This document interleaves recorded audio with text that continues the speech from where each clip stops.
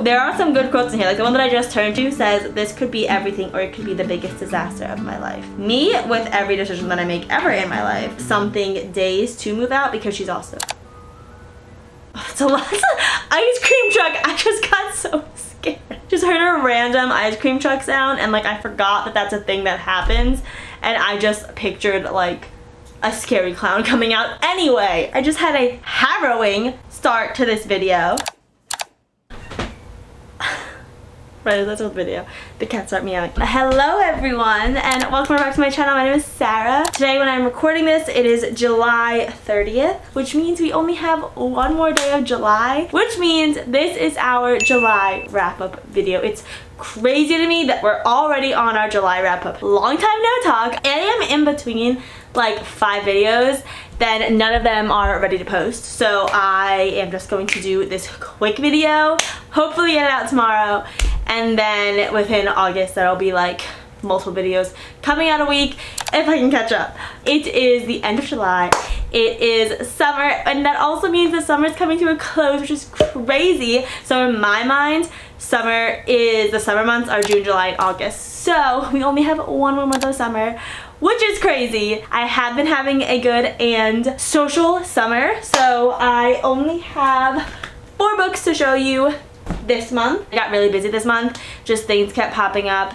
and my weekdays are no longer free, and then my weekends were pretty jam-packed as well, so I just kind of read in between events and didn't put too much pressure on myself, because that is one thing I am trying to get better at.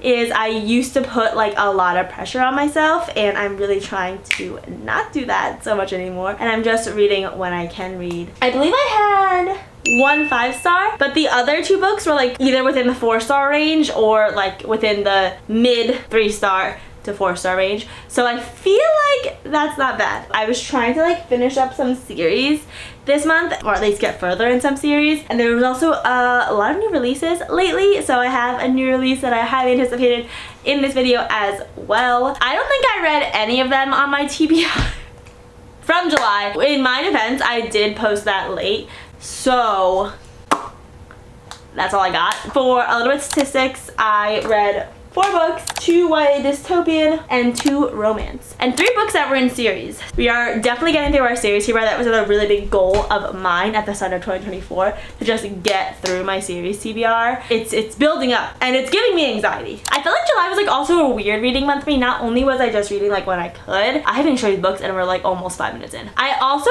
am like in between like 6 books right now. Like I'm reading Finale, I'm also reading Kindle Unlimited book, and I have like 2 other books that I was trying to finish, but I like softy enough in the past couple months that I was trying to finish them. So I feel like I've just been skipping around my books lately. I'm just in a weird ADHD book reading phase, so we're just gonna take it for what it is. First book that I read is Reckless by Elsie Silver. On Goodreads, Reckless has an overall rating of 4.39. I ended up rating it a solid 4 stars. So I feel like I was in the good range for what this book generally gets. This is the 4th book in the Chestnut Spring series. I still like Heartless the best. I don't know, something about that book, about Kate and Willa, they're just always gonna do it for me, and I compare all the other Chestnut Springs couples to them, and I just never get the same feeling that I got with Kate and Willa. But I did really like Sloane, and it is a romance about, not Sloane and Jasper, oh my god, did I say Sloane and Jasper? It's been a while since I read this book. Clearly, this is not their book. This is Theo and Winter's book. Small town secret baby romance. When I first read that, I was like, oh my god, that's just spoiler, what the heck? But like, that happens within like this, and then you have the rest of the book to go on. So I guess it's not technically a spoiler because it happens within the first few pages. There was I guess sort of like a little bit of Okay, I'm so sorry you guys, I just changed my memory card because this one is apparently all full up because like I said, I am in the middle of filming so many videos and I just am not ready to post any of them, so now I'm on my 2nd memory card. Anyway, we were talking about Reckless. So Winter is Summer's ice princess vibe older sister. Summer is who the first book was about in Chestnut Springs. Winter and Summer have a difficult past as like half-sisters, and it's thoroughly explained in this book, which I really thought was good, and I really liked how in this book it is a romance, but we also get a lot of like cute sister moments. Summer and Winter's relationship does take kind of a main role, I guess, in this story and are behind a lot of Winter's decisions. So I feel like we explored that finally, and I feel like it was thoroughly explored, and I feel like it left me satisfied with the explanation and also just like satisfied with their relationship moving forward. When I heard that Winter was getting a book, I like didn't like her at first because I was like, I think I did call it in one of my old videos.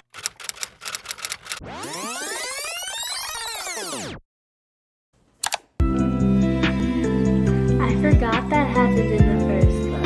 Interesting. I don't know anything about the next couples, but is one of them gonna be Winter? I would love that.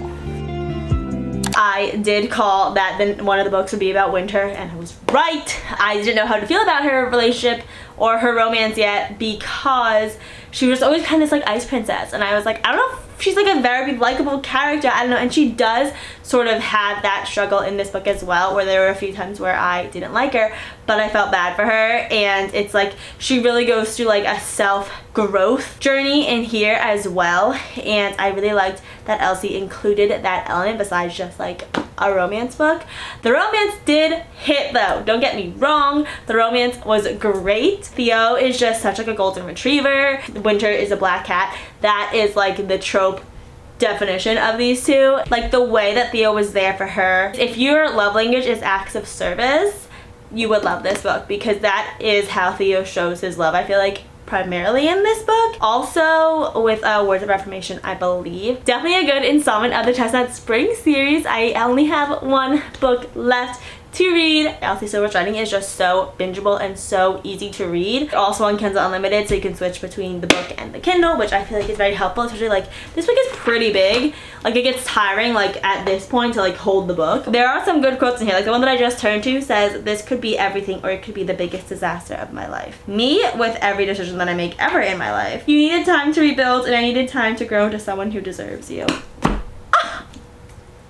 Yes, okay, I am remembering more now. This romance, it was very good. It definitely hit. But yeah, Chestnut Springs, perfect book to read in the summertime. And then actually we read two books in the selection series. We read The One and The Heir. This series has oddly taken up so much of my reading time this year, which I did not expect. I just randomly picked up the selection literally years ago. Like I think like 10 years ago, quite literally, or at least almost 10 years ago, I randomly picked up the selection when I think I was in London, and I never read it, but it just stayed on my list. And then like I saw a meme randomly on one of the many Instagram book pages that I follow. I saw a meme about the selection series and how it was like an amazing series, and it is an older series. It's like was definitely in the like Hunger Games, Divergent, Delirium era, where it was like the wide dystopian, all about the girl, dystopian world, and like the girl who was just different from everyone else type thing. I don't know if it was the best writing. It was like watching a reality show and I was here for it. So basically the selection is a thing that happens in this world when a new prince comes of age, except in this one it's a new princess. This is America's Story and the last book in America's Story, and then there's a novella in between that I'm actually reading, a series of novellas in between that I'm also reading, but I ended up reading The Heir beforehand. This is about a princess, this selection. It's same characters, whole new story as the first trilogy. There's a duology of Eadlin's story, Princess Eadlin, and she goes through her selection. Let me talk about this one first because I think I definitely like this better. This book on Goodreads has a 4.15 overall rating, and I ended up giving it a 4.25. I really liked this ending to America's Story. People said that it was drawn out over 3 books, the whole selection process, but they're like very small books, so I don't know, I didn't really feel like it was drawn out because I mean they're YA books, they're small, the words are big, like it didn't feel like a task to get through 3 books to go through their whole love story. There was a lot to do with the rebels as well in this book, which was sort of like the dystopian element of the whole story, but it is about America and she is the final, I think, 6 in the selection of who's gonna be the next princess of Ilia. Where is that from? Is that this? I think it is this. I'm happy. I mean, the love triangle I do feel like was dragged out. We all kind of knew it was gonna happen. I did like reading America's Story. I just think she's a good character. That being said, so like I said, that book on Goodreads was rated 4.15. This book has a rating of 3.64 overall on Goodreads, and my rating did also represent that. I ended up giving it a 3 stars. I did not like this book as much as I liked the trilogy, mainly because Princess Ethan, our main character, isn't very likable. And like, I understand because it's a duology, like, and this is the first book, she's like a teenage girl, you have to have character growth, so you need to see that she's kind of annoying, very annoying in this book for, I'm assuming, the character arc to happen in the second book. But I listened to it on audiobook, and I feel like I don't know if I could have gotten through it if I didn't listen to it on audiobook, because she was annoying in this book. She wasn't as likable of a main character as America was, that was in like the first trilogy. She was just annoying, spoiled, and she just did bratty teenage stuff that I didn't like. But I had to remind myself it is a young adult book, and again, there has to be a character arc, so that is probably why the author did that. But it was just hard to read sometimes. So basically, in this book, there's a new selection happening, and you know, things happened in this book that they are now dealing, like 18 years later or whatever, with the aftermath of that. She has to invite 35 guys, and it's televised, and she does a bachelorette type thing mixed with Bridgerton. And I think the Bridgerton vibes in this, or in this whole series, are great. Like, I loved the Bridgerton vibes in this. So that was this book. Honestly, not too much to say about it. I am excited to read the series of novellas. It's like Happily Ever After is like the bind up, and I'm excited to read that one. But I was saved by Emily Henry's book, Funny Story. I read this book in a coming video, and I think I also read these 2 books in a coming video, but like I said, I need to get it out. They're not ready to post yet. I read this in a video, and I really liked it. Honestly, it was a little bit slow for me in the beginning. I think that might have been because what was going on in my life. I just had a lot going on, so I couldn't read this book for more than a couple chapters at a time sometimes, and that I would go days without reading it, and I feel like that did take me out of the story a little bit in the beginning. But then I sat down, I buckled down, and I had finally had a free few days where I finished it. When I was actually reading it and into it, it did get me a lot more excited and a lot more into this book, and I gave it a 5 stars. I love Miles. I love him. Some people, I feel like there's like mixed reviews with Miles because he isn't like your typical attractive main character. Like, the way that he's described is like, because of, you know, they're going through a breakup. That's the whole funny story aspect, is that these two, Miles and Daphne, their fiancés got together, so now they're living together as strangers, but they need a place to go because their fiancés are living together now. So that's the whole funny story element of this. So he's going through like a heartbreak, so of course he's not described as like perfect and amazing in the beginning. He's like described as his hair is messy, his beard is overgrown, he's smoking all the time, he has a messy room, he's like looks unkempt, so he's not described like well in the beginning. He wears Crocs, but I did get Nick from New Girl vibes, and I did not picture Nick from New Girl. I pictured this guy. I don't know. I looked up funny story aesthetic on Pinterest, and I saw this guy's face, so this is who I pictured as Miles. It was a very good book. Miles is, although he's like not portrayed as like physically attractive initially, he is very charismatic. He works at a bar, and he knows basically everyone in town. Everyone loves him. They instantly fall in love with him, and he's just like a very charismatic, likable guy. So I think that definitely ups that attractiveness factor for me, and also for Daphne. Their relationship, I feel like it was natural the way that it grew. They were both very heartbroken when they first met, so they had like the first few weeks, months, nothing really happened. But a few weeks into after they moved in together, Miles decides to get Daphne to re-fall in love with some town in Michigan that they're in, because Waning Bay, Michigan, because she wants to move out, but she has to wait, I think, 100 something days to move out, because she's also, it's a lot of ice cream truck. I just got so scared. Just heard a random ice cream truck sound, and like I forgot that that's a thing that happens, and I just pictured like a scary clown coming out. Anyway, he is on a mission to get her to re-fall in love with Waning Bay, because she wants to leave, because she is a children's librarian, and she has like 100 something days until their like big readathon, which is like a fundraising event for kids to come to the library. They decorate it all cute, and it raises money, and so she's just waiting for that event, and then she's gonna leave. But Miles is like, no, there's a lot more that Waiting Bay has to offer than just Peter, her ex-fiance, and she just feels like this is more his city. So Miles is on a mission to get Daphne to fall in love with Waiting Bay and make it her city without Miles. And I think it's a really beautiful journey of self-discovery for Daphne. She makes friends of her own that aren't related to Peter, like best friends, and we get to see that friendship in here. She just falls in love with her own special places. It's just her falling in love with something that she feels like she never really fit in without Peter, her ex-fiance, by her side. It was just a really beautiful arc of the story, I think. The banter, Emily and Henry is great at banter. The banter was great.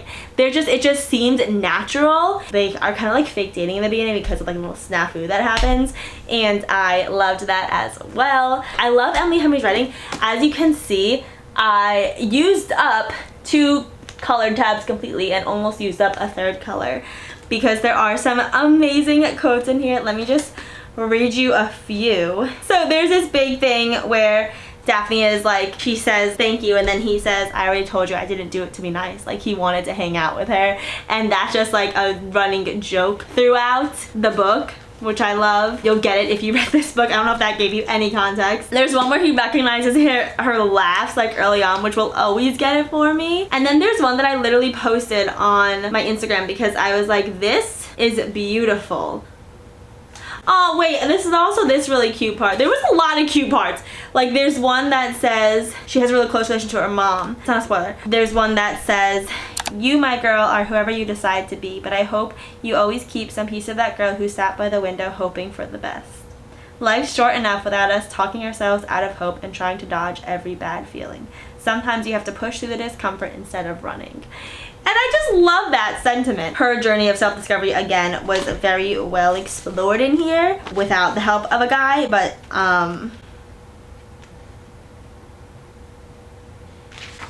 it was just, I'm reading the quotes now, and they're just so, I highly recommend this book. I've been blabbing about it for so long. I hope I convinced you to read it if you haven't already. Such a good book, and I love Emily Henry's writing. Ended the month with a bang. Those are the 4 books that I read in the month of July. Definitely Funny Story is my favorite. I'm gonna say The Heir is my least favorite, but I only have 1 book left in the series, plus the novellas, so I'm definitely gonna continue to read it. But yeah, I have a lot of videos planned for August, and hopefully my August TBR will be up soon. We've been doing an advent calendar. I might change it up this time because my August is gonna be different than all the other months, and you'll find that out in a little bit. Those were the 4 books that we read in the month of July. Thank you so much for watching, and I'll see you next time. Bye!